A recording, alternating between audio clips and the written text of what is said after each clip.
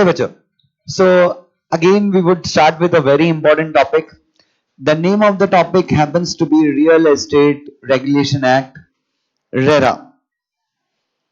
So सबसे पहले ये जानने की जरूरत है कि ये एक्ट क्या है, क्यों बनाया गया ये एक्ट, और रियल एस्टेट सेक्टर को इस एक्ट ने बर्बाद कैसे किया बच्चों. सो ये सारी चीजें हैं. यस, मोदी गवर्नमेंट की इंटेंशन काफी अच्छी थी कि रियल एस्टेट कंज्यूमर को क्या किया जाए, प्रोटेक्ट किया जाए. इसका बेनिफिट शायद अपने बच्चों को मिले मतलब अपन सबके जो बच्चे होंगे उनको शायद बेनिफिट मिले. बट एट प्रेजेंट वो इंजेक्शन के बाद जो दर्द होता है ना, ये वो चल रहा है. और इसके कारण रियल एस्टेट सेक्टर जो है वर्स्ट हिट सेक्टर बन गया है बच्चों अपने देश में. सो नाउ एनीवे, टॉपिक काफी इंपॉर्टेंट है. इस टॉपिक का वेटेज दे दीजिए. 5 से लेकर 8 मार्क्स के बीच में यहां से क्वेश्चन आ सकते हैं. इंपॉर्टेंट है एग्जाम के लिए. Real estate regulation and development act 2016 का ये एक्ट है. And this is a central act. और हर एक स्टेट को कहा गया है, बेसिकली रियल एस्टेट जो है वो स्टेट मैटर है. कौन सा मैटर है? तो हर एक स्टेट को कहा गया है कि ये सेंट्रल स्टेट से मिलता जुलता क्या बनाना है, हर एक स्टेट को अलग अलग लॉ बनाना है. तो हर एक स्टेट क्या करेगा अपने यहाँ पे, जैसे महाराष्ट्र में क्या चलता है, यस महाराष्ट्र रियल एस्टेट वाला. देन छत्तीसगढ़ में क्या चलता है, Chhattisgarh yes real estate regulation and development act. तो अलग अलग स्टेट्स ने अपने अपने यहाँ पे अलग अलग एक्ट्स बनाए हैं. ठीक है ना. लेकिन सारे एक्ट्स का बेसिस क्या है, सारे एक्ट्स किसके आधार पे बनाए गए हैं? इस कानून, ये जो सेंट्रल गवर्नमेंट ने, पार्लियामेंट ने जो लॉ पास किया है, सारे एक्ट्स का बेसिस यही है. जैसे स्टैंप एक्ट है, रजिस्ट्रेशन एक्ट है, एक पार्लियामेंट ने बनाया और स्टेट्स ने अपना अपना बनाया है. लेकिन पार्लियामेंट ने जो बनाया है उसके आधार पे स्टेट्स ने अपना अपना बनाया है. ठीक है. ये एक्ट क्यों जरूरत है बच्चों? Actually problem was not in Pune and Mumbai. ये एक्ट बनने का एक बहुत बड़ा रीजन है गुड़गांव, गाजियाबाद और नोएडा, जिसको अपन आई बिलीव एनसीटी बोलते हैं, नेशनल कैपिटल टेरिटरी. यहां पे बच्चों, यहां के बिल्डर्स ने इतना बच्चों मतलब अपने कस्टमर्स का धोखा किया है. लाखों फ्लैट बेच दिए हैं, बट फ्लैट का पोजीशन आज तक नहीं दिया. 15-15 साल हो गए. वो आपके लखनऊ में हर 15 दिन में प्रोटेस्ट करते हैं. ये लोग यहां से आते हैं, क्या नाम है आपके, अलग अलग जगहों से आएंगे. दिल कम फ्रॉम नोएडा, दिल कम फ्रॉम गुड़गांव, दिल come from some other part of the state. आएंगे लखनऊ में सीएम के हाउस के सामने क्या करेंगे, मंत्रालय के सामने they will have their protest. Yes. उसके बाद गवर्नमेंट भी, तो बेसिकली इसका इंटेंशन यही था बच्चों. और आप सबको पता है कि कहीं ना कहीं कांग्रेस के टाइम पे अनाप शनाप तरीकों से क्या किया गया बच्चों, रियल एस्टेट प्रोजेक्ट्स की क्या दी गई, परमिशंस दी गई. अनाप शनाप किसी भी जगह पे, किसी भी आप पैसा दो. साला वो अखिलेश यादव जो मुख्यमंत्री नहीं है, ठीक है, वो बंदा भी, कुछ हुआ क्या? वो बंदा भी आज 300, even he is not a CM, 300 गाड़ियों का कॉन्वॉय लेके चलता है बच्चों, काफिला. 300 गाड़ियां बच्चों, सारी Mercedes, Fortuner, BMW, land cruiser, इस टाइप की गाड़ियां. कभी देखा है कि उसको आते आते 300 गाड़ियां चलती है. साला मतलब हिंदी की 2 लाइनें बोलेगा ना तो 5 बार अटकेगा.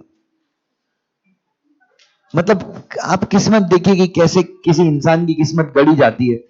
बिना पेपर के ये लोग 2 लाइन बोल नहीं सकते बच्चों. हमारे अब्बा जी ऐसे स्पीच देते हैं बच्चों ये लोग. एंड इतना पैसा कमा के रखा है इन लोगों ने कि आपको मतलब काउंट करने बैठे हैं तो आपको 4-5 साल के लिए आपको अंदर रहना पड़ेगा जहां पे इनका कैश रखा हुआ है. इतना पैसा है इनके पास. ठीक है. They are fill the rich बच्चों. और इन किसके चक्कर में, जो इन लोगों ने पैसा बनाया है, बट किसका कॉस्ट है वो अपना. नोएडा में इतने लोगों ने बच्चों 13-13 साल पहले पैसा दिया, फ्लैट बुक किया, अपनी जिंदगी भर की इनकम दी है, but they are not yet delivered with the position. तो फिर सरकार ने क्या किया बच्चों, ये कानून बनाया. और सबसे इंपॉर्टेंट चीज जो इस कानून का एक बहुत इंपॉर्टेंट ऑब्जेक्टिव है बच्चों, ऑब्जेक्टिव ये है इस कानून का कि कई प्रोजेक्ट आपने सुना होगा शायद, प्री लॉन्च स्कीम सुना है आपने?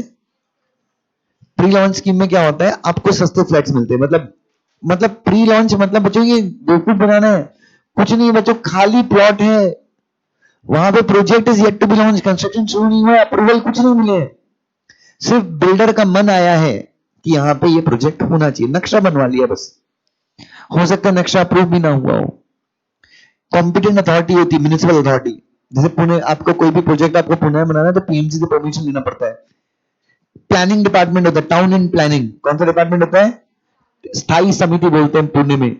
टाउन एंड प्लानिंग डिपार्टमेंट ने उस जगह को अप्रूव करना चाहिए जहां पे प्रोजेक्ट बन रहा है कि वो रेसिडेंशियल एरिया है, कोई परमिशन नहीं आता, बड़े बड़े होर्डिंग लग जाएंगे, फिल्म स्टार्स आ जाएंगे और प्री लॉन्च स्कीम आ जाती है। ऐसा लिखा रहता है कि if book today 4,000 rupees square feet, if book tomorrow 9,000 rupees square feet. बेचारा गरीब कस्टमर क्या करता है, उसका तो सपना है घर का बच्चों। अपन देखो, अपन किराए के घर में रह रहे हैं बच्चों, मुझे याद भी नहीं मैं खुद के घर में कितने टाइम रहा हूं बच्चों, एंड आई लव किराए का घर बच्चों। कल एक से मेरा झगड़ा हो गया इसी चक्कर में, मैंने कहा किराए का घर सबसे बेस्ट होता है, वो बोलता नहीं खरीदना चाहिए। मैंने उसको अपना एग्जांपल दिया, जिस सोसाइटी में रहता हूं ना वहां पे एक फ्लैट 1,60,00,000 का है, और 20 लाख का इंटीरियर दिया मेरे मकान मालिक ने मेरे को, 1,80,00,000। अगर मुझे यही फ्लैट में खरीदूं तो मुझे इंस्टॉलमेंट देनी पड़ेगी महीने की 1,00,000 रुपए की, उसके बाद जो सेव किया होगा ना वो भी चला जाएगा। समझ में आ रहा है? उससे अच्छा मैं यहां पे हूं, 30,000 रुपए देके रहता हूं, जिस दिन मन के दूसरी जगह पे जाना है पूरे से उड़ जाऊंगा। मैंने आपको बताया था ना पैलेडियम वाला फ्लैट, चला जाऊंगा जो, और कहीं पे भी जाओ, तुम लोग भी बचो। ये इंडिया में सबसे बड़ा बेवकूफी है, मेरा जॉब लगी तेरी फ्लैट खरीद ले प्लीज। जिंदगी भर भिखारी बन के रहता है आदमी जो फ्लैट खरीदता, जॉब चेंज भी नहीं कर पाता। पता है मेरे एक स्टूडेंट को इतनी अच्छी अपॉर्चुनिटी थी मुंबई जाने की, he was getting a very nice job in Mumbai, but वो रिस्क ले ही नहीं पाया। क्यों नहीं ले पाया? बिकॉज यहाँ पे पुणे में उसने फ्लैट खरीद लिया, इंस्टॉलमेंट आती है, सब कुछ सेट है। ये सब कुछ सेट के चक्कर में बच्चों अपन जा ही नहीं पाते बाहर। Are you getting my point बच्चों? तो हमेशा याद रखना, rented apartment is any day better. आप फ्लैट तभी खरीदना, नहीं वो शादी वादी का प्रेशर आता है लड़कों के ऊपर कि भाई शादी, तो एक नर्री फर्री है ना पुणे के आसपास और दूर कहीं पे एक आध 1 BHK फ्लैट ले लेने का, 10-12 लाख है बस, उसका लोन चुक भी जाता है, उतना प्रेशर भी नहीं है। अगर ज्यादा लोन नहीं दे पाए 3-4 इंस्टॉलमेंट अपनी मस्ती के चक्कर में, पापा के सामने भीख मांग लेना, हो जाएगा फ्री, या किसी के सामने भीख मांग लेना, चाचा नाना काका दादा जिस कोई ना कोई दे देगा। वो मत करना 2 BHK फ्लैट लेने के मेरे को, फुल फर्नीचर के साथ 40 लाख का फ्लैट है, 8 लाख का पैकेज है, कुछ रिस्क नहीं ले पाओगे बच्चों। So anyway I come back to the focus point here. तो बच्चों सबसे बड़ा प्रॉब्लम ये था कि प्री लॉन्च स्कीम आता था। अब प्री लॉन्च स्कीम में तुम सबने पैसा डाल दिया 4-4 हजार रुपए स्क्वायर फीट में, मतलब जो फ्लैट कल 90 लाख में मिलने वाला था वो आज 40 लाख में मिलेगा, 1000 स्क्वायर फीट का flat. So what you would do, you won't be considering कि प्रोजेक्ट को अप्रूवल है या नहीं है, सैंक्शंस है या नहीं है, एनवायरमेंटल क्लियरेंस मिला है नहीं मिला है। हम सब भोले भाले हैं ना बच्चों, हम जाके खरीद लेंगे, फ्लैट बुक हो जाएगा। फ्लैट बुक होने के बाद बच्चों काम शुरू होगा। काम शुरू हुआ ही था बच्चों, उस प्रोजेक्ट की बिल्डिंग के ऑफिस एक स्टे ऑर्डर लगाया था, ministry of environment and forest, construction at this is the forest area, construction at this site is prohibited. तुम तो दे चुके हो 40 में से 10 लाख का लोन तो लेके तुम दे चुके हो, तो फंस जाओगे। रेरा जो है इतना बढ़िया लॉ है, रेरा बोलता है कि जब तक एक project real estate regulation authority of state, हर एक स्टेट को आदेश दिया है कि आपको क्या बनाना है, रियल एस्टेट रेगुलेशन अथॉरिटी बनाना है, जैसे सेबी है वैसे रेरा बनेगी। जब तक एक प्रोजेक्ट रेरा के साथ क्या नहीं होती, जब तक एक प्रोजेक्ट रेरा के साथ रजिस्टर नहीं होता तब तक you can not sell even a single flat. Sell तो छोड़ दो, आप एडवर्टीजमेंट भी इशू नहीं कर सकते।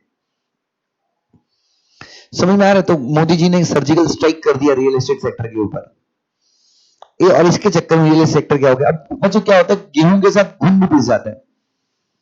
मतलब अब इसके चक्कर में वो बेचारे वो नॉर्थ साइड तो बच्चों बहुत बेवकूफ बना रहे हैं। मतलब नॉर्थ दिल्ली विल्ली तुम जाओगे ना, अपन बहुत सीधे साधे लोग हैं बच्चों, अपन अब 4 दिन में बच्चों कपड़े उपड़े अपने सब बिक के अपन वापस आ जाएंगे बच्चों। इतनी खतरनाक जगह है वो दिल्ली। तो वहां तो ऐसे काटते हैं ना बच्चों, दिल्ली अपना यूपी, बच्चों मतलब वहां पे हर आदमी आपको बेवकूफ बनाने के लिए बैठे है बच्चों। अरे मैं खुद यूपी का हूं भाई, मेरे 4-5 जगह का ओरिजिन है। मेरे दादा ने बहुत मस्ती की इधर। अरे मजाक, अरे भाई मजाक कर रहा हूं। मतलब मेरे दादा पहले राजस्थान में थे, फिर राजस्थान से यूपी आ गए, यूपी से एमपी आ गए, मेरे पापा छत्तीसगढ़ आ गए। तो 4-5 अलग अलग स्टेट से जहां का मेरा ओरिजिन है। But UP has been very close to my heart. और सबसे ज्यादा क्लोज तो पुणे है बच्चों, क्योंकि जो मैं बना हूं वो सिर्फ पुणे की बदौलत है। इसलिए पुणे से गद्दारी नहीं कर सकता। इसका मतलब ये नहीं कि बाकी जगह से गद्दारी करो, हर एक जगह अपनी अपनी जगह अच्छी। तो यूपी में बता रहा, इतना प्रॉब्लम है बच्चों, यूपी दिल्ली से इतना लूट खसोट हुआ है बच्चों हमारे पैसे का। तो अब इस चक्कर में क्यों, वहां पे तो चोरी चमारी चल रही थी, लेकिन पुणे मुंबई वर सम ऑफ द डिसेंट प्लेसेस जहां पे नहीं होता था बच्चा ये सब चीजें। साउथ बैंगलोर साइड नहीं होता था ये सब चीजें, कि मतलब फ्लैट बनाया बिना अप्रूवल के। मतलब एथिक्स और वैल्यूज यहाँ पे अभी भी हैं। 100 में से एक आध केस हो सकते हैं, बट अब उस चक्कर में क्या हो गया, प्री लॉन्च स्कीम अब कौन नहीं ला सकता। इवन मतलब जब तक आपका प्रोजेक्ट रेरा के साथ रजिस्टर ना हो जाए, और रेरा के साथ आपका प्रोजेक्ट तब तक रजिस्टर नहीं होगा जब तक आपको सारे क्लियरेंसेस ना मिल जाए, जब तक आपका स्ट्रक्चर। आजकल देखना जो नए प्रोजेक्ट बनते हैं वो गिरते नहीं है, वो पूरा स्ट्रक्चरल इंजीनियर, पूरा वो स्ट्रक्चरल सर्टिफिकेट, दुनिया भर की चीजें लगती हैं बच्चों। जब तक ये सारी चीज ना हो जाए तब तक आपको रेरा के साथ रजिस्ट्रेशन मिलने वाला नहीं है। फिर रेरा तो रजिस्टर हो गई लगे होगा, फिर रेरा के साथ प्रमोटर को रजिस्टर होना तो होता है। प्रमोटर कौन, डेवलपर, जो डेवलप करता है, उसको भी अपना क्या कराना होता है, तो वो भाग भी नहीं सकता। ठीक है, सबसे बड़ी त्रासदी मतलब मेरा भाई अभी चूंकि he is into one of the, मतलब जॉब करता है, he is a chartered accountant, तो उसका अच्छा लगता है चार्टर्ड अकाउंटेंट बोलने में कि मेरा भाई सी है। 6 महीने पहले बोलता था ही इज अ स्ट्रगलर। ठीक है, तो 5 अटेम्प्ट लगे बच्चों। तो वो मुझे बता रहा था कि उसको एक क्लाइंट है and he was serving to that client, वो रियल एस्टेट में है। तो वो इतना रो रहा था एक दिन कि पहले बिल्डर्स क्या करते थे पता है। अब फॉर एग्जाम्पल मेरे मैं दुष्यंत हूं, मेरे 2 प्रोजेक्ट चल रहे हैं, एक दुष्यंत शांति और एक दुष्यंत आराधना। दोनों मेरे रियल एस्टेट प्रोजेक्ट है। 2 BHK अपार्टमेंट, 3 BHK अपार्टमेंट। शांति में 2 BHK, आराधना में 3 BHK। अब बच्चों बुकिंग सारी आ रही है आराधना के पास, शांति बेचारी शांत है एकदम, कोई ध्यान नहीं दे रहे। अब बच्चों जब आराधना के पास बुकिंग ज्यादा है तो मुझे क्या करना पड़ेगा, मुझे आराधना को प्रेशर है ना कंप्लीट करना, क्योंकि वहां पर मेरे को प्रॉफिट ज्यादा है। तो शांति की थोड़ी बहुत तो बुकिंग हुई होगी, तो शांति का पैसा निकाल के मैं कहां डालता था, आराधना में डाल देता था। आराधना एकदम चमाचम, जल्दी से उसका टाइमली प्रदर्शन हो जाता। लेकिन चूंकि आराधना की बुकिंग्स कम है, तो वो आराम से बच्चों गधे की स्पीड पे चलता था बच्चों प्रोजेक्ट। सॉरी, शांति शांति जो प्रोजेक्ट था वो एकदम गधे की स्पीड पे आराम से धीरे धीरे चलता था, हौला हौला। ठीक है ना। अब हुआ यूं कि रेरा आने के बाद क्या कहा गया कि एक प्रोजेक्ट आप जब आप अपना प्रोजेक्ट रजिस्टर करवाते हो, तो उस प्रोजेक्ट से एक आपको बैंक अकाउंट भी क्या कराना होता है, उस प्रोजेक्ट का बैंक अकाउंट भी रजिस्टर कराना होता है। और उस बैंक अकाउंट में सिर्फ उस प्रोजेक्ट की बुकिंग आएगी। अब वो बुकिंग का पैसा आपने डाल दिया बैंक अकाउंट में, अब उस पैसे को आप विड्रॉ एक साथ नहीं कर सकते। आप विड्रॉ कैसे करोगे उस प्रोजेक्ट को, in proportion to the completion of the project.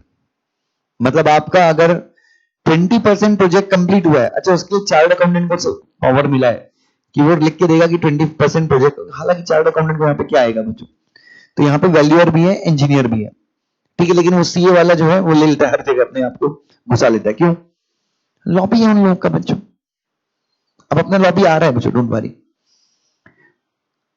और नहीं भी आया तो काम बहुत है अपने पास, डोंट वरी। सो उसने क्या किया, सीए का एक सर्टिफिकेट लगेगा, वैल्यूअर का एक सर्टिफिकेट लगेगा। सो ये दोनों सर्टिफिकेट क्या करेंगे बच्चों, इन लोगों के सर्टिफिकेट के जरिए व्हाट यू विल डू, आप पहले बताओगे कि भाई इतना परसेंट, ये लोग सर्टिफिकेट में लिख के देंगे 20% प्रोजेक्ट क्या हो गया है, कंप्लीट हो गया, उसके बाद आप 20% उस अकाउंट से क्या करोगे, पैसे विड्रॉ करोगे, और विड्रॉ करके आप उसको कहां पे यूज करोगे, उसी प्रोजेक्ट के लिए। नियम जो है ना वो थोड़े से क्या हो गए। उसके बाद बिल्डिंग रेडी होने के बाद, प्रोजेक्ट रेडी होने के बाद क्या होगा, प्रोजेक्ट रेडी होने के बाद भी अगर प्रोजेक्ट खराब होता है, आई बिलीव 5 साल का कुछ टाइम है, तो भी पूरी जिम्मेदारी किसकी है, बिल्डर की है। उसके बाद वो क्या करता था, अपना हीरो प्रमोटर क्या करता था, प्रमोटर क्या करता था कि जैसे अपना ये, नहीं नहीं नहीं, अरे नहीं, इधर नहीं, अपना राकेश क्या, तो अपना ही बिल्डर क्या करता था, भूल गया यार, नहीं कुछ तो मैं अच्छा पॉइंट बोल रहा था, मेरे दिमाग से उछल हो गया वो पॉइंट। आखिरी से हाँ सॉरी, आखिरी वर्ड क्या बोला था मैंने,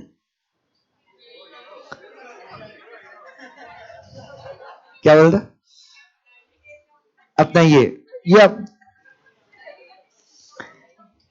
तो प्रमोटर का कुछ तो चल रहा था, यस। तो मैं ये कह रहा था बच्चों कि ये जो प्रमोटर था, ये बच्चों घर खरीद घर खरीदने वालों को बच्चों उल्लू बनाने की इसके, हाँ। तो प्रमोटर क्या करता, जब आप फ्लैट खरीदने आते थे तो बोलता था कि आपको जो फ्लैट की दीवार होगी दैट वुड बी 6% वाइड, ठीक है, उसके बाद कंस्ट्रक्शन ये क्वालिटी का होगा, कंस्ट्रक्शन वो क्वालिटी का होगा। अब क्या होने लगा बच्चों, अब क्या होने लगा, आपने एक बार फ्लैट खरीद लिया, कौन सा तुमको समझ में आने वाला है बच्चों, you not going to understand ना कि 4 इंच क्या है, 6 इंच क्या है। So now what will happen, now what will happen बच्चों, अब आपका जो स्ट्रक्चरल डिजाइन है, आपने जो भी लेआउट दिए हैं, जो भी कुछ भी दिया है बच्चों, आपका प्रोजेक्ट रेडी होने के बाद क्या नहीं से जेरा के साइड से वेरिफिकेशन होगा कि जो आपने कस्टमर से क्या किए, प्रोमिसेस किए, उन प्रोमिसेस को आप फुलफिल करते हैं या नहीं। चल, basically the grievances of customer, यार एक दो प्रोविजन और है, मुझे याद नहीं आ रहा यार।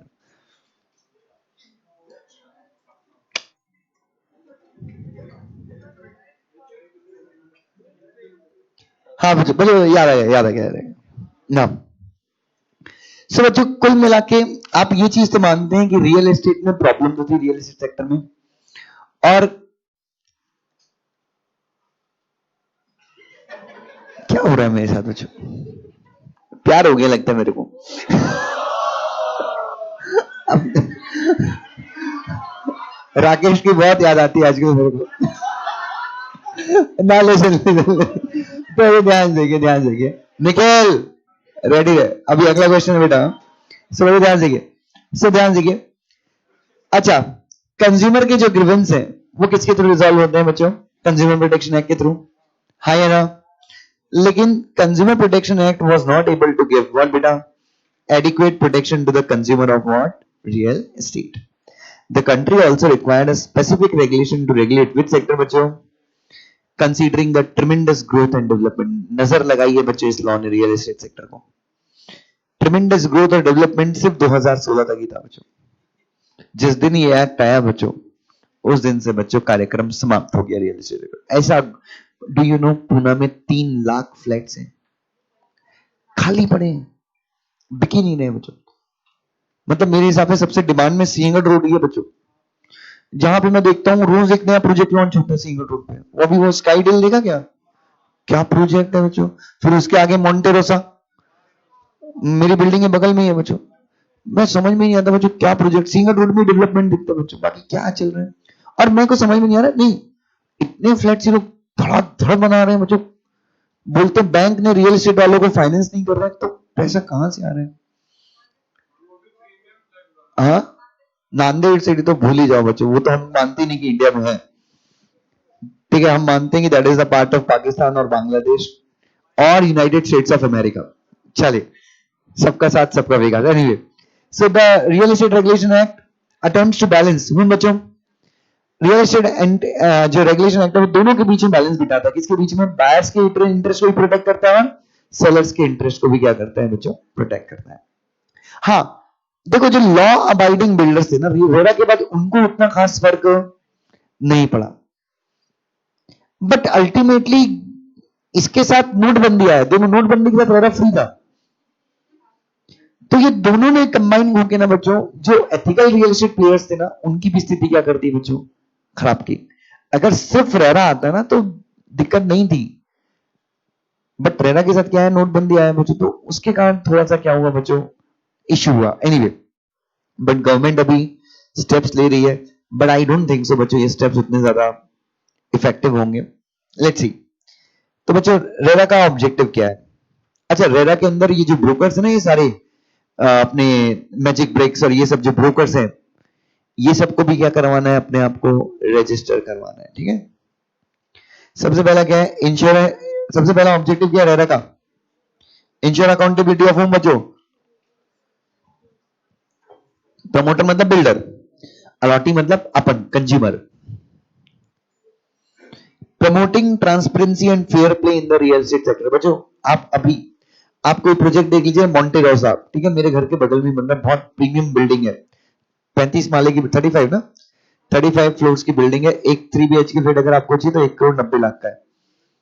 ऊपर नहीं, स्विमिंग पूल तो ठीक है, हमारी बिल्डिंग में भी ऊपर ही स्विमिंग पूल, लेकिन गंदगी पड़ी रहती है। एनीवे, तो कुछ नहीं, इधर मैं ये कह रहा था, अब वो मोंटे रोसा एक प्रोजेक्ट है, काफी अच्छा प्रोजेक्ट है। अब आप क्या कीजिए, गूगल पे जाइए और मोंटे रोसा स्लैश रेरा डालिए, तो वो पूरा आपको प्रोजेक्ट समझ में आ जाएगा, प्रोजेक्ट कितना कंप्लीट हुआ है, उसका प्रमोटर कौन है, बिल्डर कौन है, कौन स्ट्रक्चर इंजीनियर है, कौन ऑडिटर है, कौन सा कंपनी सेक्रेटरी इन प्रैक्टिस जो है वो उसका कंसल्टेंट बना है, हर एक चीज, कौन से बैंक से फाइनेंस लिया उसने, एवरीथिंग यू विल गेट। कहां से?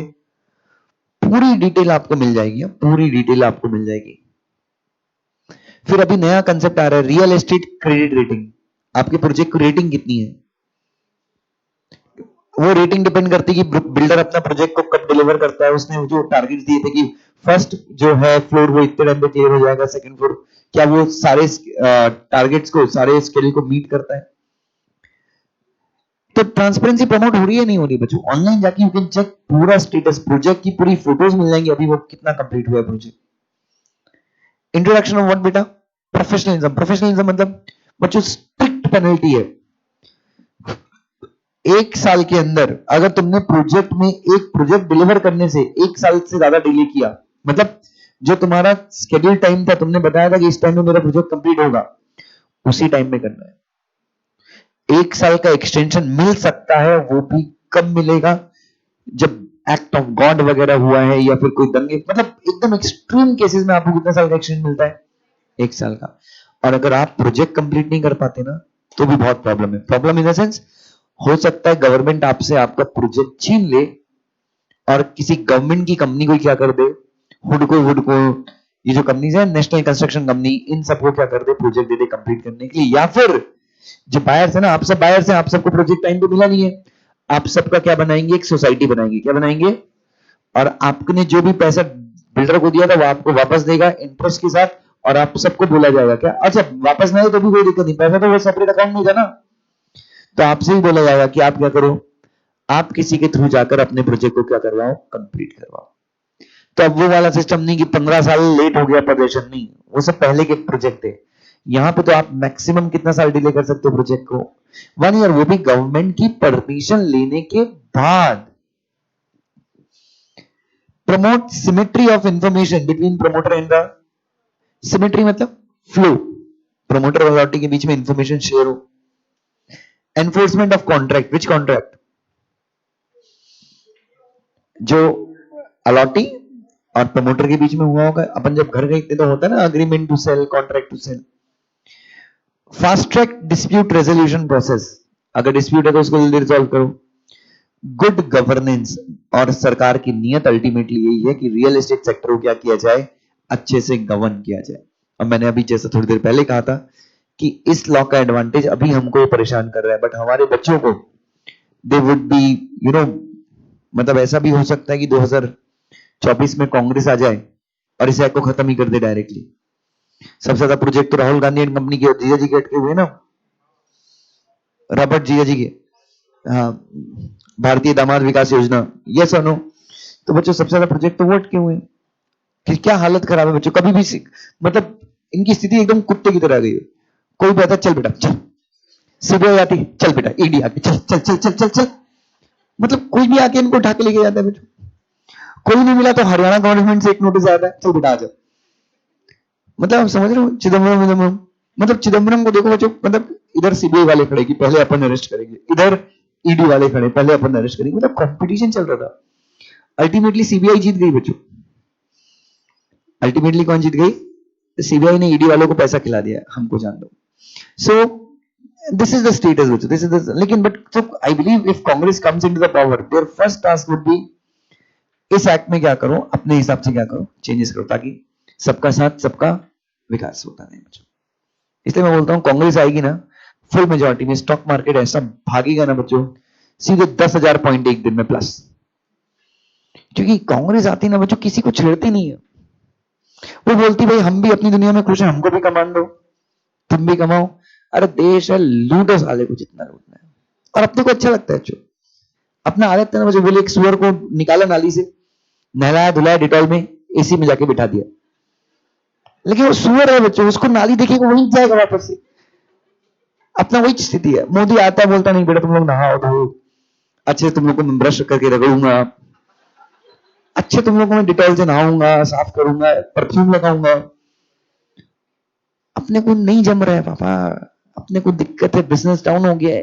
मतलब अपना कोई बिजनेस डाउन नहीं है, बट अपन सबके बिहाफ पे बोल रहे हैं। तो बच्चों ठीक है, अच्छा है। सैलिएंट फीचर्स ऑफ व्हाट बेटा? Salient features of RERA. अब बच्चों अपन देखते हैं क्या क्या है इस एक्ट के अंदर। द एक्ट एस्टैब्लिशेस व्हाट बेटा? A real estate authority for the purpose of development and regulation of what बेटा?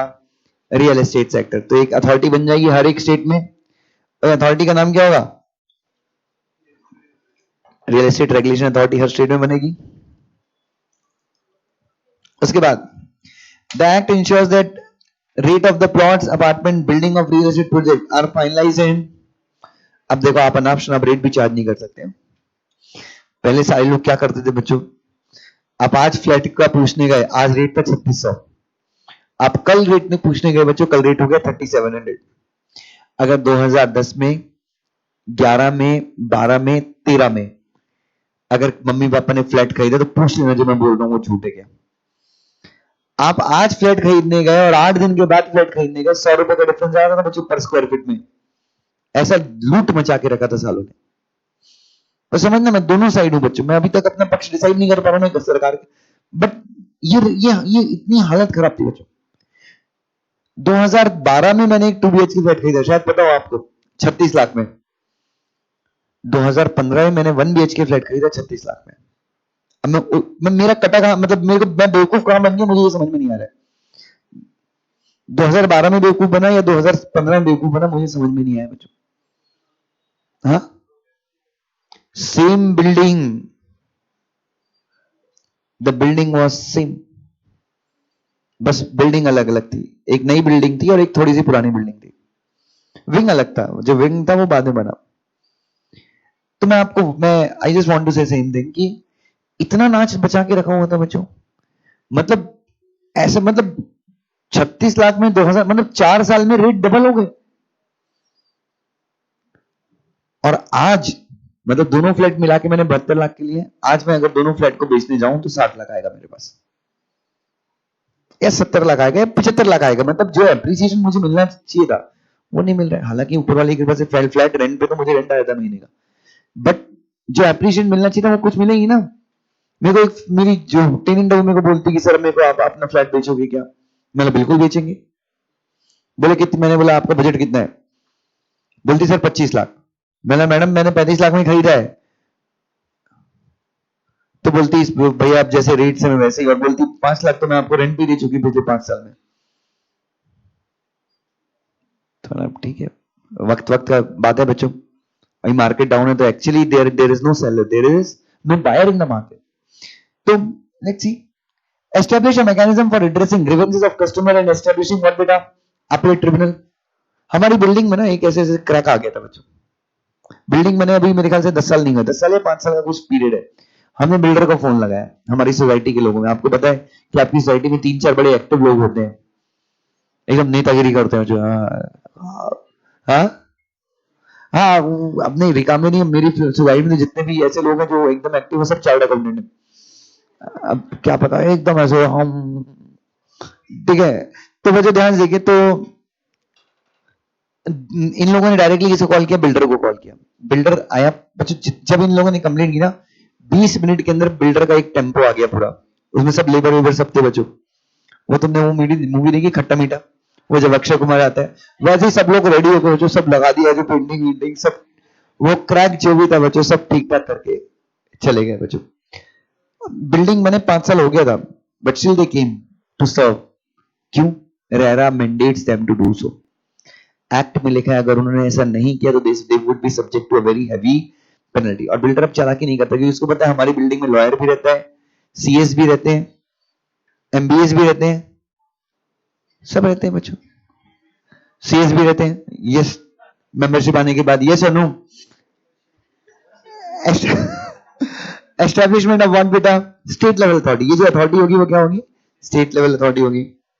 Every real estate project shall be registered with home बच्चों। प्रमोटर प्रोजेक्ट तब तक सेल नहीं कर सकते जब तक वो प्रोजेक्ट को क्या ना करवा लें, इस एक्ट के अंदर रजिस्टर ना करवा ले। ब्रोकर्स को भी, even the real estate brokers are required to what बेटा, ब्रोकर्स को भी रेरा के अंदर क्या होना है, रजिस्टर होना है।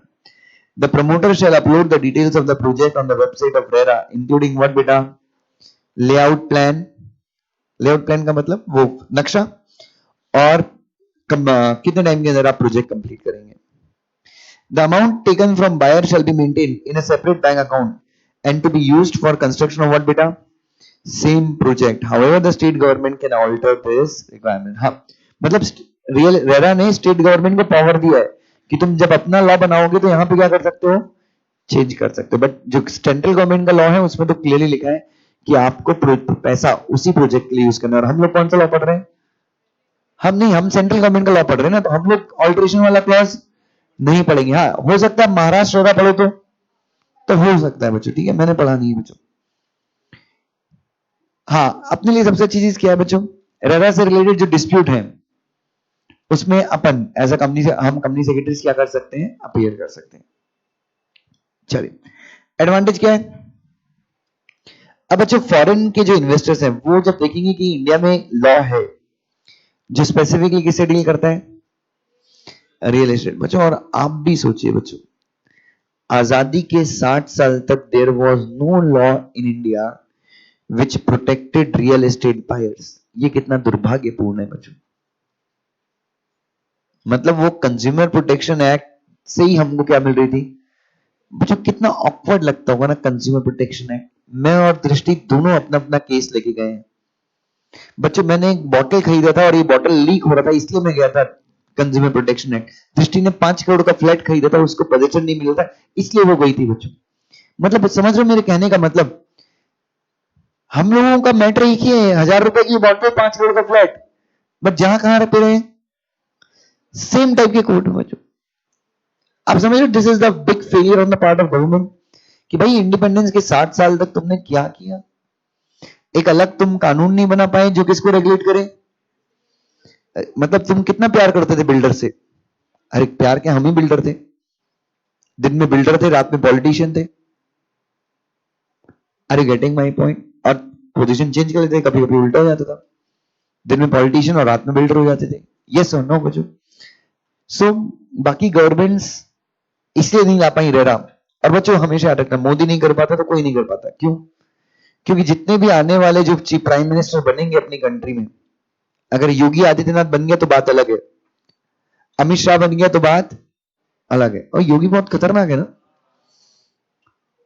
तो बच्चों योगी बन गया ना तो बच्चों मोदी से भी पता नहीं इकोनॉमी का क्या होगा, वो तो भगवान ही मालिक है बच्चों, ठीक है। सो अगर योगी बनता है तो ठीक है, बट अगर मोदी के अलावा या अमित शाह के अलावा, अमित शाह भी मोदी की तरह के बच्चों वो एकदम वैसे ही हो गए, इन दोनों के अलावा अगर कोई थर्ड इंसान अगर क्या बनेगा, पीएम बनेगा बच्चों, बहुत मुश्किल है कि ऐसे कभी लॉज आएंगे। क्योंकि बच्चों do you expect Sharad Pawar becoming prime minister and making a law for regulating real estate? उल्टा वो उससे पूछा कि तुमको होम मिनिस्टर बनाते, तो बोलते नहीं मैं एग्रीकल्चर में खुश हूं। महाराष्ट्र का पूरा ध्यान रखना है, शुगर लॉबी का। सो आप समझ रहे हो मैं क्या बोलने की कोशिश कर रहा हूं? शुगर लॉबी और दुनिया भर की चीजें। सो आपको ऐसे बहुत कम लोग मिलेंगे जो उस लेवल पे पहुंचे और उनका इन जगह पे इंटरेस्ट ना हो, क्योंकि most of the politicians are directly indirectly involve in real estate. आपका जो पॉलिटिशियन है, आप देख लो, अगर आपके सामने कोई पॉलिटिशियन आता है आपके विचार में, तो देखो वो बिल्डर भी है, कंस्ट्रक्शन लाइन में तो है ही। तो इसलिए हम बोल रहे हैं कि मोदी अगर है तो उसको पता था उसका क्या जाने वाला। अरुण जेटली फाइनेंस मिनिस्टर था उस समय, उसका क्या जाने वाला, वो तो ऑलरेडी 1000-2000 करोड़ कमा के बैठा था। और अरुण जेटली जो एक्चुअली फाइनेंस मिनिस्टर बैठा था तो अपना नुकसान करके बैठा था। नुकसान करके मतलब उसको फाइनेंस मिनिस्टर ने सुबह 9 से लेकर रात को 10 बजे तक बच्चे उसको मोदी बिठा के रखता था, भाई काम कर। अपना वो वकील था तो कितना बेस्ट था बच्चों, सुबह जाने का बच्चों एकदम मर्सिडीज एम क्लास में। फाइनेंस मिनिस्टर बनने के बाद उसको फॉर्च्यूनर दिए थे, वही पुराने मॉडल वाली। और जब वो खुद का वकील था, खुद की गाड़ी पे आता था, he had Mercedes M class और पता नहीं कौन कौन सी कार थी।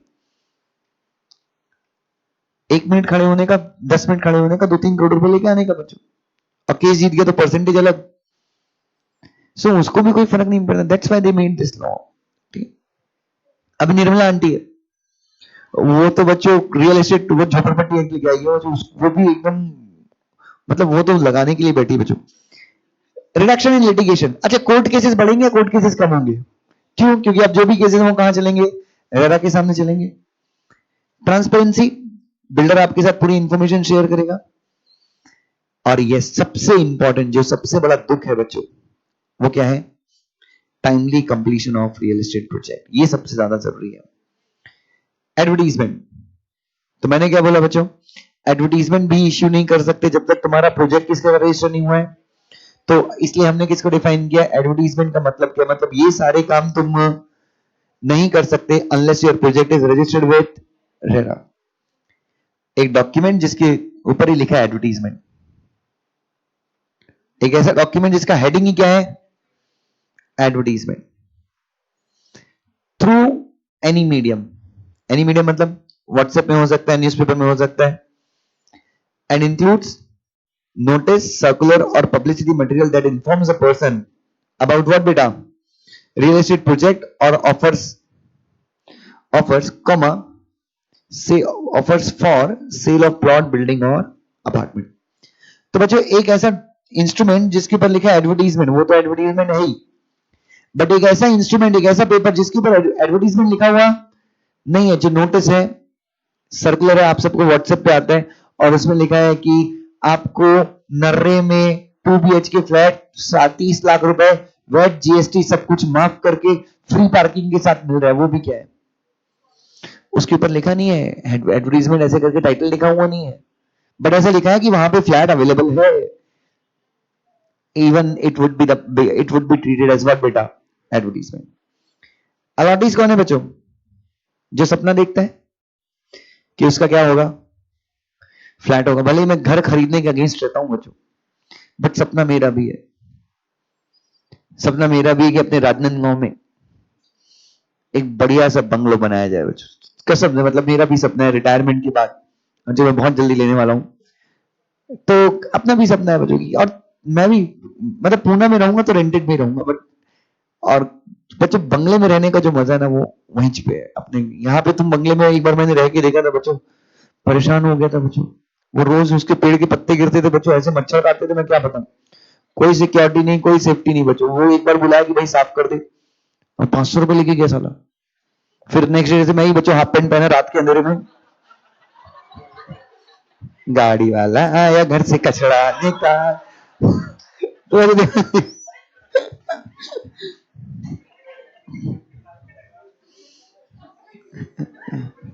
और फिर एक स्टूडेंट आ गया मेरा, जब मैं सफाई कर रहा रात के अंदर, मेरे बोलते दुष्यंत सर कहाँ है? मैंने बोला भिखारी मैं छू। अरे बोले सर एकदम नेचुरल लग रहे हो। चलो बच्चे, एनीवे नाउ सो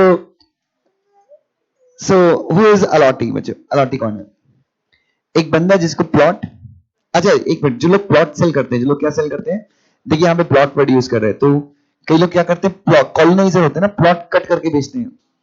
तो जो लोग प्लॉट सेल करते हैं इवन वो भी क्या है, इस एक्ट के अंदर कवर्ड है।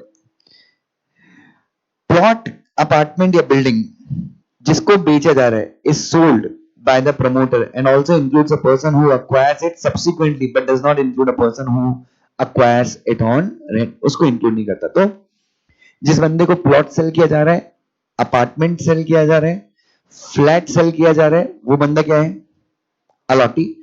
जिस बंदे को सब्सिक्वेंटली सेल किया जाए, मतलब पहले शाम ने फ्लैट खरीद लिया, शाम ने खरीद के मेरे को बेच दिया, तो मैं भी क्या हूं, इवन आई एम व्हाट बेटा, अलॉटी। बट जिस बंदे ने प्रॉपर्टी लिया है, किस पे लिया है, रेंट पे, वो बंदा क्या नहीं है, वो अलॉटी नहीं है। अपार्टमेंट, अब यहां पे ना बच्चों अपार्टमेंट शब्द को बहुत वाइडली यूज किया गया है। कौन से शब्द को, अपार्टमेंट। ब्लॉक, कई देखना घर बिल्डिंग के सामने लिखा था block A, block B, block C. Chamber, हिस्सा। Dwelling unit, an area covered by 4 walls. Flat, office, showroom, shop, godown, separate and self-contained part of any movable property. मतलब किसी इमूवेबल प्रॉपर्टी का एक सेपरेट हिस्सा। सेल्फ कंटेंट मतलब वो part अपने आप में क्या है, कंप्लीट है, वो पार्ट अपने आप में क्या है, कंप्लीट है। या फिर और enclosed space which will be used for, आप समझ रहे हो बच्चों, अपार्टमेंट शब्द में कितनी सारी चीजों को इंक्लूड किया गया है। ब्लॉक मतलब 4-5 बिल्डिंग्स का एक समूह, वो भी अपार्टमेंट है। चैम्बर, सेम, एक बिल्डिंग, एक अपार्टमेंट का एक पर्टिकुलर पार्ट, एक बिल्डिंग का पार्ट। ड्वेलिंग यूनिट कुछ भी नहीं, एक एरिया जिसको 4 दीवार से अपन ने क्या किया है, कवर किया है। Flat, office, showroom, shops, godowns, किसी इमूवेबल प्रॉपर्टी का एक अलग हिस्सा जिसको यूज किया जा रहा है रेसिडेंशियल या फिर कमर्शियल, ये सब क्या है बच्चों, अपार्टमेंट। तो हम लोगों ने अपार्टमेंट शब्द की डेफिनेशन को बड़ा क्यों बनाया, रियल एस्टेट से रिलेटेड हर एक चीज हम क्या चाहते हैं, कवर हो, इसलिए हमने क्या किया, अपार्टमेंट शब्द की डेफिनेशन को क्या कर दिया, वाइड कर दिया। ठीक है। कारपेट एरिया क्या है बच्चों, कारपेट एरिया इज एक्चुअली, देखिए एक होता है बिल्टअप एरिया, वो होता है 1000 स्क्वायर फीट। कारपेट एरिया होता है 600 स्क्वायर फीट। ये एक्चुअली मुझे पुणे आके पता चला कि बिल्टअप एरिया, कारपेट एरिया भी कुछ होता है। हमारे यहाँ 3000 स्क्वायर फीट का घर बनता है तो पूरा 3000 और पता ही नहीं लगा क्या है कारपेट एरिया जो। ठीक है। और अब जो हम लोग के घर पे बेडरूम वगैरह के काफी बड़े साइजेस होते हैं, मतलब आप बाथरूम से आते हैं तो कम से कम 3 स्टेप तो चल सकते हैं, ज्यादा बड़ा नहीं है बट 1 2 3, मतलब बाथरूम में और जहां पे आप तैयार होते हैं वहां पे 3 स्टेप का गैप है। बच्चों बिलीव नहीं करोगे, मैं बाथरूम से निकलता हूं, सामने से मेरा मिरर है, बस वहां पे धड़ धड़ धड़ करने का, फिर वहां से मैं 1 स्टेप बस ऐसे करता हूं, मुझे 1 स्टेप ऐसे, मेरा अलमारी, वहां से 2 स्टेप पीछे जाता हूं, सरसों का तेल, यूपी वाले सरसों का तेल लगाते हैं मुझे। ठीक है। फिर वहां से 2 स्टेप पीछे गया मून वॉक करते हुए, तो बच्चों सीधे हॉल में, फिर वहां से 2 जंप मारता हूं, फिर किचन, अरे पार्किंग तो वैसे ध्यान सीखिए। सो और भाई फ्लैट छोटा नहीं है, 1700 स्क्वायर फीट का फ्लैट है, बट एरिया कितना मिलता है 1700 स्क्वायर फीट में, 1200 square feet. Built up area is 1700 but carpet area is how much, 1200 square feet. ठीक है। So net usable floor area of the apartment including covered by, including जो किसी के द्वारा कवर्ड है, एंट्रेंस वॉल जो आप अंदर घुसने की दीवारें, सर्विस शाफ्ट क्या होता है बच्चों, नहीं, सर्विस शाफ्ट आप बेसिकली अगर होटल्स में गए हो, वो रेसिडेंशियल होटल, कौन से होटल्स, वो वाले नहीं, खाने वाले नहीं, मतलब लॉजिंग वाले होटल्स में। ठीक है। खाने वाले भी चलेंगे। तो आप जब होटल के अंदर घुसे, जो रूम की लॉबी रहती है, तो वहां पे देखना एक छोटा सा रूम आता है जहां पे वो सब केयर टेकर बोल रहा हूँ, वो सब क्लीनिंग वाले कंबल वंबल रखे रहते हैं, यस, उसको अपन क्या बोलते हैं, सर्विस शाफ्ट। तो बड़े बड़े जो फ्लैट्स होते हैं उसमें एक अलग रूम होता है बच्चों, किसके लिए, सर्विस शाफ्ट के लिए, जहां पे आपका बाल्टी रखा रहता है, मग्गा रखा रहता है, ठीक है। रईस लोगों का अगर फ्लैट है तो वहां पे आप देखोगे बहुत अच्छी अच्छी चीजें रखी थी, एकदम स्टैंडर्ड की बाल्टी, बकेट्स, ठीक है। अपना देखोगे तो बच्चों एक बाल्टी जिसका ऊपर का उठाने का गायब है, फिर वो एशियन पेंट का बच्चों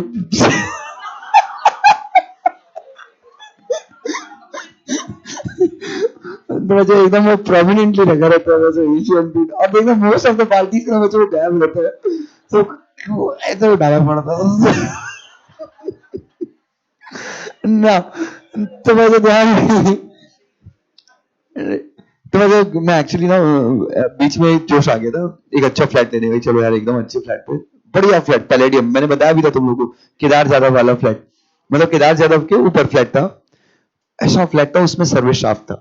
तो मैंने वो सर्विस शाफ्ट देखा बच्चों, ऐसा स्टैंडर्ड का सर्विस शाफ्ट, मतलब जो उसका एग्जिस्टिंग ओनर था क्या मेंटेन था। फिर मैंने इमेजिन किया कि अगर मैं यहाँ पे आऊंगा तो क्या होगा, वो एशियन पेंट की दो बड़ी बड़ी बाल्टियां ठीक है, वो अपना मग्गा भी बच्चों समझ में नहीं आता कब कहाँ रहता है बच्चों, कभी उसी में से नहा लेते हैं, कभी वो पहुंच जाता है कहीं और बच्चों। और बच्चों मेरे को ये समझ में आता है, मैं हर बार सोचता हूँ जब मग्गे खरीदने जाऊंगा तो अलग अलग कलर के मग्गे लेके जाऊंगा, वो जो पता नहीं, दुकान पहुंचता हूँ, बिग बाजार पहुंचता हूँ, क्या होता है मेरे को, मैं एक ही कलर के सारे मग्गे लेके आता हूँ, इसलिए बड़ा कंफ्यूजन हो जाता है बच्चों। एनीवे, सो अच्छा, इसमें आप किसको इंक्लूड कर दोगे, किसको हटा दोगे, एक्सक्लूसिव ऑफ व्हाट बेटा, बालकनी और veranda and open terrace, but includes what बेटा, इंटरनल पार्टीशन वॉल्स कर देना, इंटरनल पार्टीशन वॉल्स, ठीक है। तो बेसिकली क्या है बच्चों आपका ये कारपेट एरिया, कारपेट एरिया में क्या नहीं होगा, इसलिए आपका बिल्टअप एरिया होता है 1700 स्क्वायर फीट, बट उसमें बालकनी, ओपन टेरेस ये सब को इंक्लूड नहीं करते, इसलिए आपका बचता कितना है, नेट यूजेबल एरिया कितना बचता है बच्चों, 1200।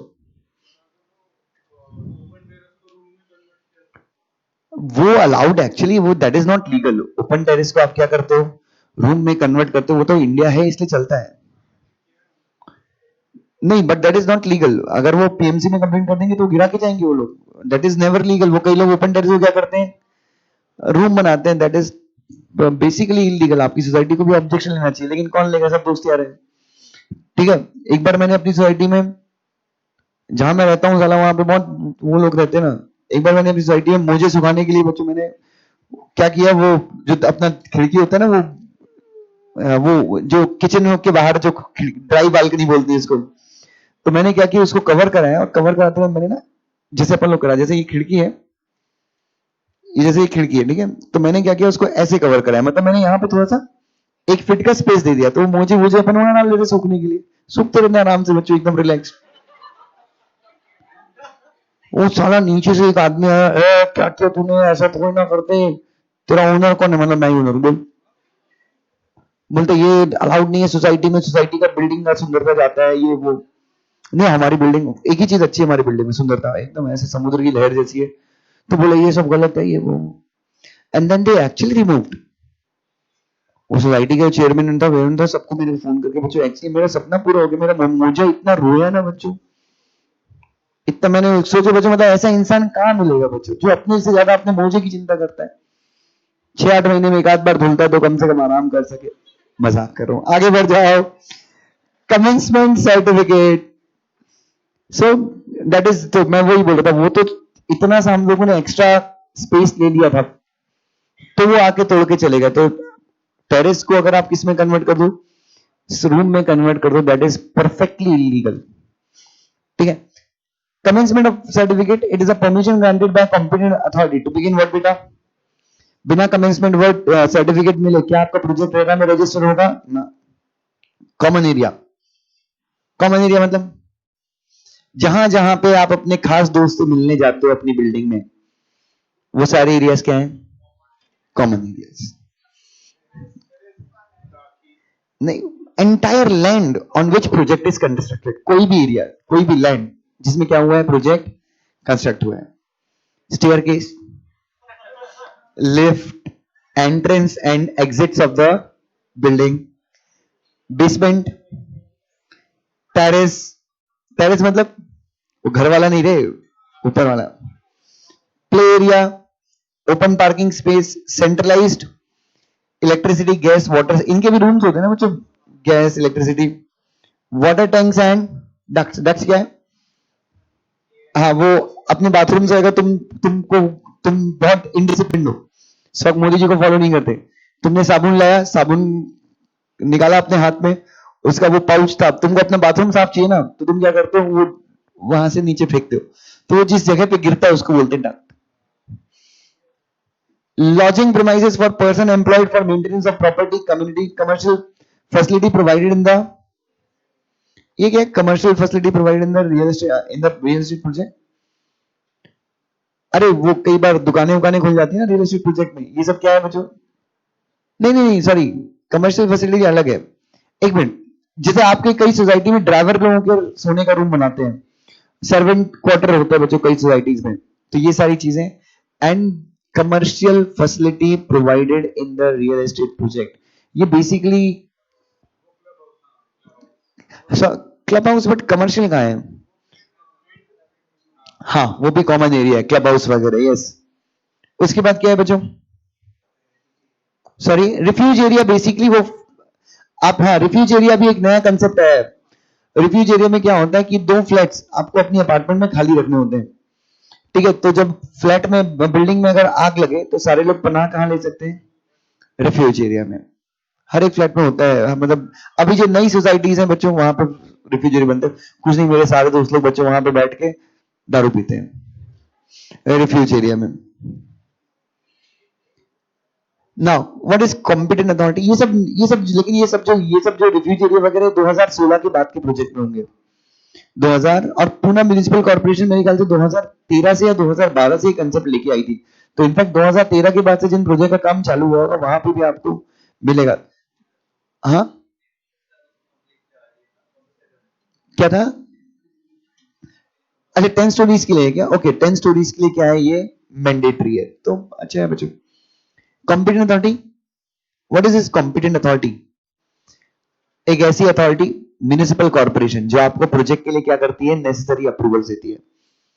A local authority or municipal which exercises the authority over the land under its jurisdiction and has the power to give permission for what बेटा?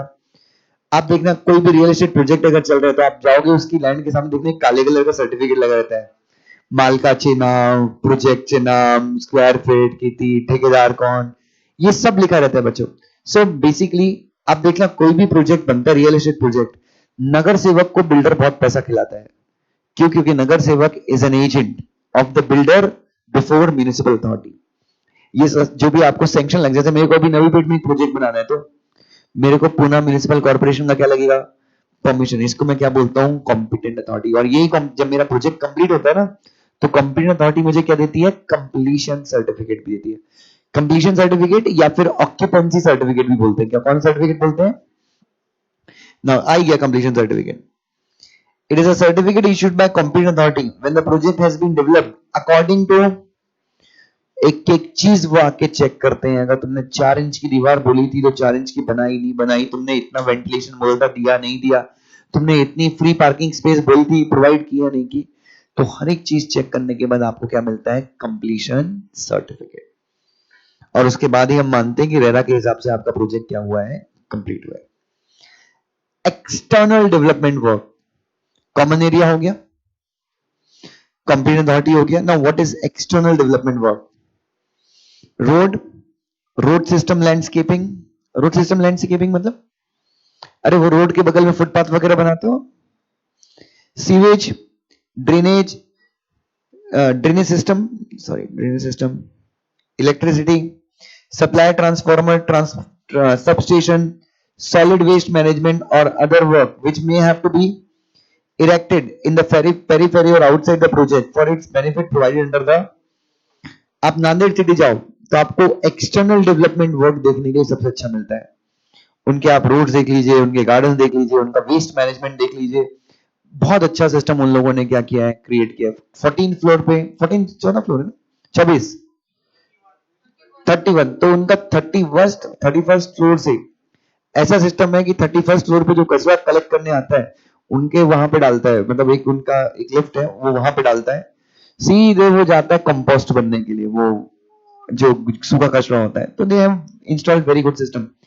तो बच्चों एक मिनट, आपकी बिल्डिंग की रोड, मतलब आपको आपकी बिल्डिंग में पहुंचने तक जो भी चीजें मदद कर रही हैं, then sewage system, drainage system, electricity supply, आपकी बिल्डिंग में ट्रांसफार्मर लगा है। अच्छा, ये एक्सटर्नल डेवलपमेंट वर्क प्रोजेक्ट के बाहर भी हो सकता है ना, प्रोजेक्ट के बाहर हो सकता है, प्रोजेक्ट की पेरीफेरी में हो सकता है, पेरीफेरी मतलब उसके एरिया में हो सकता है, लेकिन उसका बेनिफिट हमेशा किसको मिलेगा, जो प्रोजेक्ट में रहते हैं उनको मिलेगा। ठीक है, internal development work, road, footpath, water supply, sewers, plant, street lighting, disposal of waste, water conservation system, energy management, social infrastructure, health, education and other public amenities as per the। तो आप जब प्रोजेक्ट बनाते हो ना तो आपको सरकार को दोनों बताना पड़ता है, क्या कि तुम एक्सटर्नल डेवलपमेंट वर्क क्या करोगे और इंटरनल डेवलपमेंट वर्क क्या करोगे। देखो, ट्रांसफार्मर आपका लगा है सोसाइटी के अंदर, लेकिन उस ट्रांसफार्मर में इलेक्ट्रिसिटी आएगी कहां से, सोसाइटी के बाहर से। सो ये दोनों चीजें हो गई हैं। आपने जिस ट्रांसफार्मर के थ्रू अपनी सोसाइटी के अंदर इलेक्ट्रिसिटी पहुंचाई है, अगर वो सोसाइटी के बाहर है तो वो एक्सटर्नल डेवलपमेंट वर्क में आ सकता है। ट्रांसफार्मर को आपने इंस्टॉल कहां पे करवाया है, सोसाइटी में, तो वो किसके अंदर आ सकता है, इंटरनल डेवलपमेंट वर्क के अंदर आ सकता है। जो भी, अच्छा रोड्स, रोड तो दोनों जगह है, इंटरनल में भी है और एक्सटर्नल भी है, तो क्या आएगा, क्या नहीं से अपन उनको रोड बना के देते हैं कि सर अपनी सोसाइटी के अंदर ये रोड है और सोसाइटी के बाहर से ऐसा रोड जाएगा, ये अभी कच्चा रोड है बट हम इसको क्या करेंगे, ये रोड है, ये सोसाइटी के अंदर का रोड है, ये रोड कच्चा है, इसको हम पक्का करके देंगे। तो ये क्या है बच्चों, ये आ जाएगा एक्सटर्नल में, जो अंदर का रोड है वो किसके अंदर आ जाएगा, इंटरनल में। ठीक है, सीवेज, सीवेज बाहर का है और बाहर के सीवेज को आप क्या करोगे, अंदर के सीवेज से कनेक्ट करोगे ताकि आपके अंदर का सीवेज बाहर निकले। मतलब कुल मिला के बच्चों जो इंटरनल है वो इंटरनल है, जो एक्सटर्नल है वो external. Rate of interest, what is rate of interest, अगर आपका प्रोजेक्ट टाइम पे कंप्लीट है, नहीं छोड़ दो, पहले तो होगा कि मेरे को प्लान के हिसाब से पैसा देना पड़ता है ना बिल्डर को। अगर मैं उस प्लान के हिसाब से पैसा नहीं दे पाया, मैंने डिले किया, तो बिल्डर मेरे ऊपर क्या लगाता है, इंटरेस्ट लगाता ही है। बहुत अच्छी बात है। अब रेरा ने क्या किया कि ठीक है, तू जो रेट ऑफ इंटरेस्ट इसके ऊपर लगाएगा, तू जो रेट ऑफ इंटरेस्ट कस्टमर के ऊपर लगाएगा, सेम रेट ऑफ इंटरेस्ट तेरे को कस्टमर को देना पड़ेगा अगर तू कस्टमर को प्रोजेक्ट टाइम पे डिलीवर नहीं कर पाया। It is a rate charged by the promoter when the allottees make a default, and it shall be equal when the promoters make a default. The promoter has to pay interest कब तक बच्चों, till the time he refund or allots, pay the interest from the date when he makes default in payment। एक minute, the promoter has to pay interest till the time he makes a refund or allots, and he has to pay the interest from the date when he makes a payment। मतलब दोनों के case में वही होगा। Promoter अगर आपका time पे project नहीं दे पाया, तो पैसा नहीं दे, प्रोजेक्ट डिलीवर नहीं कर पाया, तो सरकार बोलती कि इतने दिन के अंदर दे दो उससे जितना पैसा लिया था, और अगर उतने दिन के अंदर नहीं दे पाए तो आपको कैसे वापस करना पड़ेगा, विथ इंटरेस्ट। कैसे वापस करना पड़ेगा, with interest. Occupancy certificate, internal development work complete हो गया, एक्सटर्नल डेवलपमेंट वर्क क्या हो गया, कंप्लीट हो गया, प्रोजेक्ट एकदम रेडी हो गया, अब वहां पे लोग आके रह सकते हैं, तो क्या मिल जाएगा, occupancy certificate. It is again कौन इश्यू करता है, competent authority, permitting the occupation of the building as per what बेटा, local laws which has the comma which has civil infrastructure such as what बेटा, वाटर, इलेक्ट्रिसिटी। मतलब कुल मिला के अगर आपका इंटरनल डेवलपमेंट वर्क कंप्लीट हो गया, एक्सटर्नल डेवलपमेंट वर्क कंप्लीट हो गया, सब कुछ कंप्लीट हो गया, तो पहले आपको क्या मिल जाएगा, कंप्लीशन सर्टिफिकेट मिल जाएगा, और उसके बाद आपको क्या मिलेगा, ऑक्यूपेंसी सर्टिफिकेट। तो पहले और कई जगहों पे कंप्लीशन, कई अथॉरिटीज क्या करती हैं, कंप्लीशन ऑक्यूपेंसी दोनों ही क्या होता है उनका, एक होता है। जब प्रोजेक्ट कंप्लीट हो गया तो पहले क्या मिलेगा, कंप्लीशन, उसके रहने लायक हो गया तो वहां पे क्या मिलेगा? Occupancy. What is planning area? बच्चों ये पॉलिटिशियंस क्या करते हैं? आपको पता है ना, आपने सुना भी होगा कि वो एक टाउन प्लानिंग डिपार्टमेंट होता है हर एक म्यूनिसिपल कॉर्पोरेशन में। जैसे पूना शहर बढ़ रहा है तो अभी क्या आएगा? अब जैसे मैं, ये स्थायी समिति होती है शायद पूना म्युनिसिपल कॉर्पोरेशन में, ठीक है? अब सुनो ध्यान से बच्चों, एक पॉलिटिशियन थोड़ी सी अगर इंफॉर्मेशन है तो वो एक साल में 100 करोड़ कमा सकता है पूना के अंदर, मुंबई के अंदर। कैसे? बच्चों क्या, नहीं से नगर सेवक लोगों को पहले पता चल जाता है कि which is going to be the planning area. Planning area मतलब जहां पे डेवलपमेंट करना है। जैसे नांदेड़ सिटी, अपना सिंगर रोड जो है वो एकदम हॉटस्पॉट बना हुआ है। बच्चों देखिए और भी एरियाज होंगे जो हॉटस्पॉट होंगे, बट हम लोगों बच्चों सिंगर रोड ही जाते हैं। We are not the crowd कि हम कोरेगांव पार्क जाते हैं, एफसी रोड जाते हैं, हमारा वो क्राउड है ही नहीं बच्चों। तो अपन बच्चों सिंगर रोड जाते हैं, वैशाली में डोसा खा लेते हैं, बस अपना लाइफ एकदम सेट है बच्चों, ठीक है?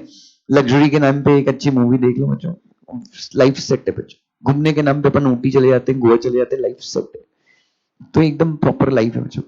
तो मैं ये बोल रहा था, तो मैं बार बार सिंगर रोड बोलता हूँ, आप माइंड मत किया करो, मेरा कोई विशेष लगाव नहीं बच्चों, मेरा वहां कुछ भी नहीं है। तो जैसे मान लो सिंगर एरिया जो है, it has become one of the favourite areas. क्यों? अब बच्चों अगर मैं पॉलिटिशियन हूं, ठीक है, अब मैंने देखा कि सिंगर रोड, ये मेन रोड है सिंगर रोड, यहाँ पे बहुत सारा डेवलपमेंट है। अब बच्चों मैं वहां का नगर सेवक हूँ, मैं वहां का पार्षद हूँ, कहाँ का? सिंगर रोड का।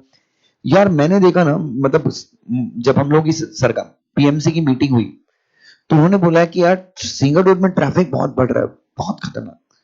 तो फिर मैंने सजेस्ट किया कि सिंगर रोड के लेफ्ट में 50 एकड़ खेत खाली है,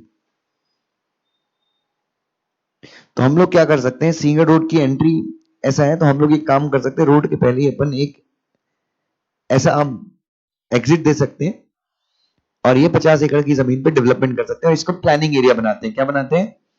प्लानिंग एरिया। सबसे पहले किसको पता चल गया? 5 नगर सेवकों। यहाँ पे 50 एकड़ खेत था, किसान लोग थे।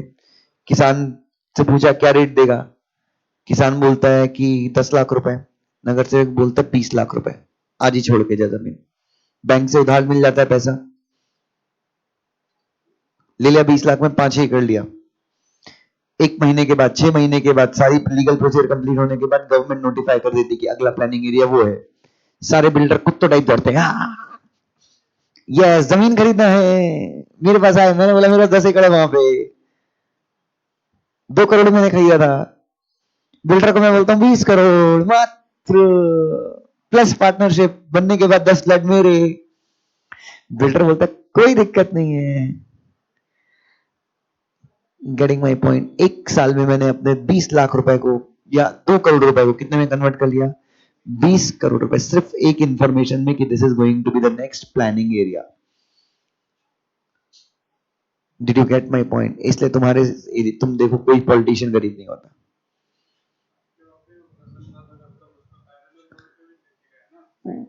एग्जैक्टली उसका पूरा वो उसी का डेवलपमेंट है ना वो पूरा।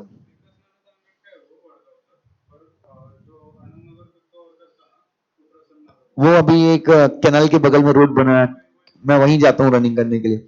सो मैं वही बोल रहा हूँ, ये जो मैं एग्जांपल दे रहा हूँ ये उसी का एक्चुअली, वो अलग से रोड बनाया, उसने क्या एक्सेल दिया उस रोड को मालूम है? वो सिंगल रोड में अगर कोई गया, वो कैनाल के बगल में क्या जबरदस्त रोड बनाया है बच्चों। तो क्यों बनाया बच्चों? एक से एक प्रोजेक्ट आ गए बच्चों वहां पर। मैं पागल हो गया देख के कि यार पूना में क्या डेवलपमेंट है। सो फिर मुझे समवन टोल्ड मी कि ये इन लोग को पहले 15 साल पहले पता चल गया था इनको कि ये क्या है, ये अगला प्लानिंग एरिया है। So what is planning area? It is the, एक मिनट sorry, planning or the development area or the local or regional area by whatever name called as specified by the competent authority or by the state government to be what beta? ये main है, to be what? To be the planning area for the further development, for the further development. So it is the area of what? अगर एक line में याद रखना है तो it is the area for what? Further development specified by planning area or regional department of competent authority. competent area decide करती competent authority। तो नगर सेवक बनने के लोग क्यों इतना खर्च करते हैं? पार्षद बनने के लोग क्यों इतना खर्च करते हैं? उनको ये पता चल जाता है कि अगला प्लानिंग एरिया, अगेन बच्चों इनसाइडर ट्रेडिंग का ही जमाना है, कमा वही रहा है जिसके पास अनपब्लिश इंफॉर्मेशन है। यस और नो? प्रमोटर, प्रमोटर क्या है बच्चों? जो बंदा क्या करता है? कंस्ट्रक्ट करता है। किसको कंस्ट्रक्ट करता है? बिल्डिंग, हाउसिंग, अपार्टमेंट, और converts any existing building in, existing building in apartment मतलब रीडेवलपमेंट। अपार्टमेंट तोड़ ताड़ के क्या कर दिया बच्चों वहां पे, या सॉरी बिल्डिंग को तोड़ ताड़ के वहां पे क्या बना दिया? अपार्टमेंट बना दिया। A person who develops a land in, अच्छा ये अलग अलग पॉइंट है। पहला पॉइंट क्या हो गया? जो बंदा क्या कंस्ट्रक्ट करता है? बिल्डिंग, हाउसिंग, अपार्टमेंट, या फिर किसी बिल्डिंग को कन्वर्ट कर देता है। किस में कन्वर्ट कर देता है? अपार्टमेंट में कन्वर्ट। बिल्डिंग है, बिल्डिंग तोड़ताड़ की और उसको वापस वहां पे क्या बना दिया? नया फ्लैट, नया शॉप। अपार्टमेंट का डेफिनेशन बहुत वाइड है ना, नया ड्वेलिंग हाउस बना दिया, कुछ भी बना दिया। दूसरा, एक पर्सन जो किसी, a person who develops a land in project, किसको डेवलप करता है? Land in project and construct structure on plot for selling. Who converts land in project, मतलब जिसके पास ऑलरेडी क्या है? लैंड है, उस लैंड को किस में कन्वर्ट करता है? प्रोजेक्ट में कन्वर्ट करता है, और उस प्रोजेक्ट, उस लैंड को डेवलप करता है। किस लिए बच्चों? प्रोजेक्ट बनाने के लिए और फर्दर सेलिंग के लिए। सॉरी, हाँ, मतलब लैंड है, उसको प्रोजेक्ट में कन्वर्ट किया, उसके बाद उस लैंड को क्या किया? उस लैंड पे स्ट्रक्चर बनाए, किस लिए? सेल करने के लिए। तीसरा, तो दो डेफिनेशन मैंने आपको बता दी प्रमोटर की, तो प्रमोटर ये सारे लोग हैं। तीसरा, a development authority or public body which builds apartment on land given by government or sells the plot given by the government. Example लिखो, हुडको, एनबीसीसी, ये सब गवर्नमेंट कंपनीज हैं।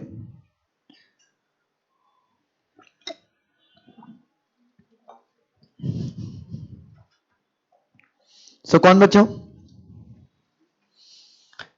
बच्चों कौन? एक पब्लिक अथॉरिटी। कौन बच्चों? एक कौन? एक पब्लिक अथॉरिटी या फिर डेवलपमेंट अथॉरिटी, गवर्नमेंट की अथॉरिटी, जो क्या करती है? जो भी इसी काम में, किस काम में? गवर्नमेंट इसको लैंड देती है, उस लैंड को क्या करती है? डेवलप करती है। गवर्नमेंट इसको लैंड देती है और उस लैंड को क्या करती है? डेवलप करती है।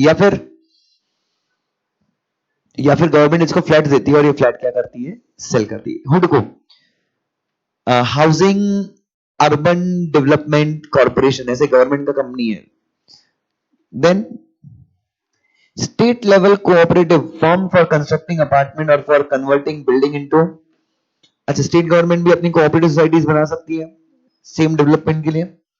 उसके बाद एक पर्सन जो अपने आप को जोर जोर से चिल्ला के कहता है कि हाँ मैं ही हूं बिल्डर, कोलोनाइजर, प्लॉट काटता हूं मैं, कॉन्ट्रैक्टर, डेवलपर, एस्टेट डेवलपर, और claims to be the holder of what बेटा?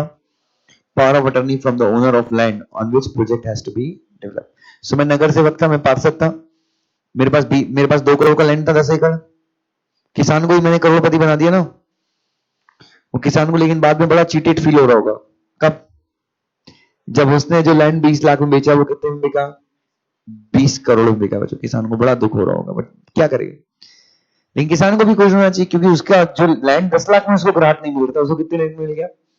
20 में मिल गया। तो किसान भी अपना बढ़िया फॉर्च्यूनर लेके आता है। और किसान को भी कई केस में पहले से प्रमोट, जो पार्षद के ऑपोजिट वाले वो रहते हैं ना, वो किसान को पहले बता देते कि वो आएगा तेरे पास तो तू सेट हो जाना, लेकिन 10 फ्लैट में से 5 फ्लैट तो खुद भी मांगना, और उसमें से 1 फ्लैट मेरे को देना, क्योंकि मैं ही तो बता रहा हूं तेरे को। तो बच्चों बीजेपी भी खुश, कांग्रेस भी खुश, किसान भी खुश। और ये सब किसके पैसे मजे हो रहे हैं? अपने पैसे मजे हो रहे हैं। फ्लैट अपन ही खरीदने वाले हैं, ठीक है ना। तो एक बंदा जो चिल्ला चिल्ला के बोलता है मैं ही बिल्डर हूं, मैं ही प्रमोटर हूं, मैं ही कोलोनाइजर हूं, मैं ही एस्टेट डेवलपर हूं, ये सब जो बोलता है वो भी क्या है? चल बेटा तू भी प्रमोटर करा दे के अंदर रजिस्ट्रेशन। या फिर जो बंदा क्या करता है, बिल्डर कौन है या लैंड का ओनर कौन है? कोई और, बट उसके पास क्या है? दृष्टि की लैंड है, मेरे पास क्या है? दृष्टि ने मुझे पावर ऑफ अटर्नी दी कि दुष्यंत सर यहाँ पे एक स्ट्रक्चर क्रिएट करेंगे, तो मैं क्या हो गया? मैं प्रमोटर हो गया। Any person who constructs building और अपार्टमेंट फॉर हुम बच्चों? जनरल पब्लिक, कोई भी बंदा, मतलब आप समझो मैंने बहुत प्रमोटर की डेफिनेशन को भी क्या किया है, बहुत वाइड किया है। जो बंदा जनरल पब्लिक के लिए क्या करता है, अपार्टमेंट बनाता है। The person who develops the land and the person who construct the apartment both will be considered as, जो बंदा लैंड डेवलप करता है, मतलब लैंड ऊबड़ खाबड़ थी, एकदम ऊबड़ खाबड़ थी, मैंने क्या किया, लैंड को एकदम फ्लैट करके दिया, मुझे भी प्रमोटर माना जाएगा।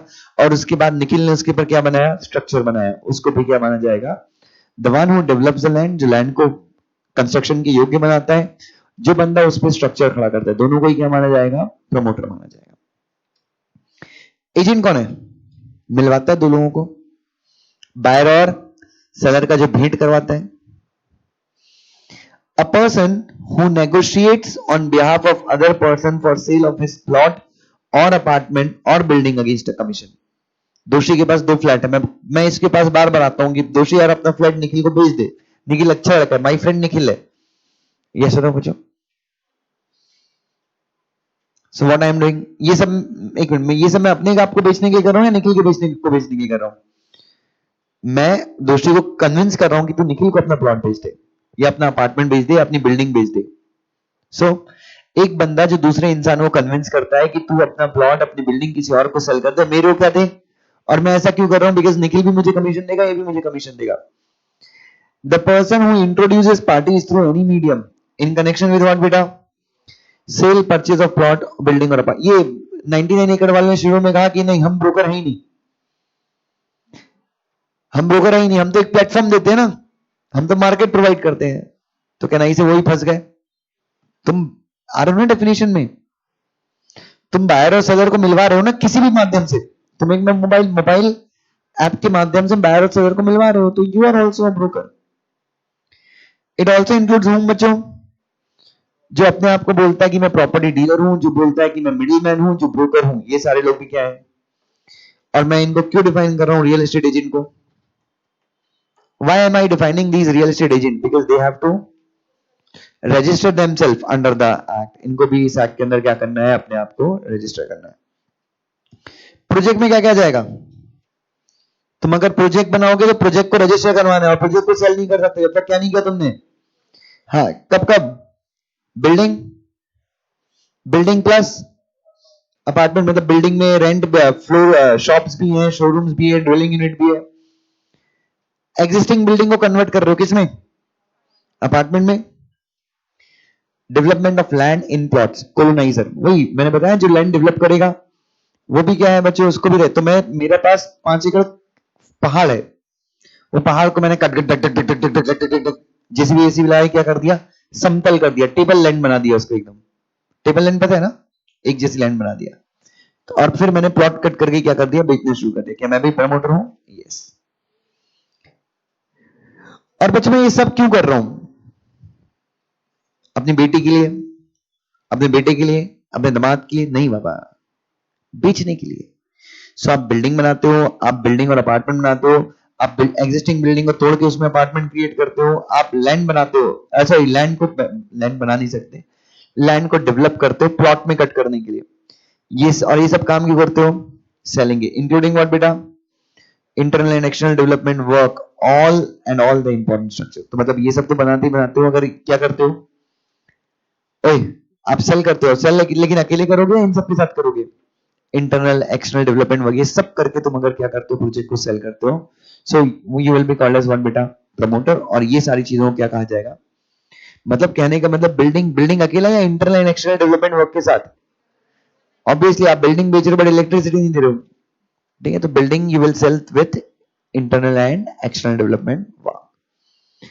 अप्रोप्रिएट गवर्नमेंट, यूनियन टेरिटरी के लिए अप्रोप्रिएट गवर्नमेंट कौन है, और स्टेट के केस में, मतलब यहां पे इस एक्ट के अंदर पावर है ना गवर्नमेंट को, तो कौन सी गवर्नमेंट को पावर है, स्टेट गवर्नमेंट को पावर है, ठीक है।